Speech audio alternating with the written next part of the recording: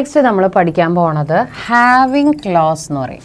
ഈ ഹാവിങ് ക്ലോസിൻ്റെ പ്രത്യേകത എന്താണെന്ന് വെച്ചാൽ നമുക്ക് കൂടുതൽ സ്പെസിഫിക് ആയിട്ട് കണ്ടീഷൻസ് കൊടുക്കാൻ സാധിക്കുന്നു എന്നുള്ളതാണ്. ഇനി അതിനു വേണ്ടി നമ്മൾ ഹാവിങ്ങിൻ്റെ കൂടെ ഗ്രൂപ്പ് ബൈ ഇതൊക്കെ യൂസ് ചെയ്യാം. ഇനി നമുക്ക് നോക്കാം. Select class average of marks from student group by class having average mark less than 90 എന്ന് വെച്ചാൽ എന്താണ്? ക്ലാസ് വേണം, ആവറേജ് മാർക്ക് വേണം സ്റ്റുഡൻറ്റിൻ്റെ. ഗ്രൂപ്പ് ചെയ്യുന്നത് എങ്ങനെയാണ്? ക്ലാസ്സിനെ വെച്ചിട്ടാണ്. ആവറേജ് മാർക്ക് 90യേക്കാൾ കുറവായിരിക്കണം.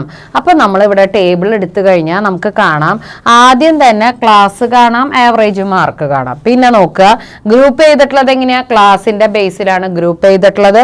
പിന്നെ അതിൻ്റെ ആവറേജ് മാർക്ക് നോക്കിക്കഴിഞ്ഞാൽ നമുക്കറിയാം 90യേക്കാൾ കുറവ്. അപ്പോൾ ഇതുപോലെ എത്ര കണ്ടീഷൻസ് വേണമെങ്കിലും സ്പെസിഫൈ ചെയ്യാം. ശ്രദ്ധിക്കേണ്ട കാര്യം എന്താണെന്ന് വെച്ചാൽ ഈ ഹാവിങ് വരുമ്പോൾ അതിൻ്റെ ഒപ്പം എപ്പോഴും നമുക്ക് ഗ്രൂപ്പ് ബൈ ഉണ്ടാവും. എന്തിനാന്ന് വെച്ചാൽ നമുക്കിങ്ങനെ ഫിൽറ്റർ ചെയ്തെടുക്കാൻ ഹെൽപ്പ് ചെയ്യുന്നു. അല്ല ഗ്രൂപ്പ് ബൈ ഇല്ലാതെ ഹാവിങ് വെച്ചുകൂടെ എന്ന് നിങ്ങൾ ചിന്തിക്കാം.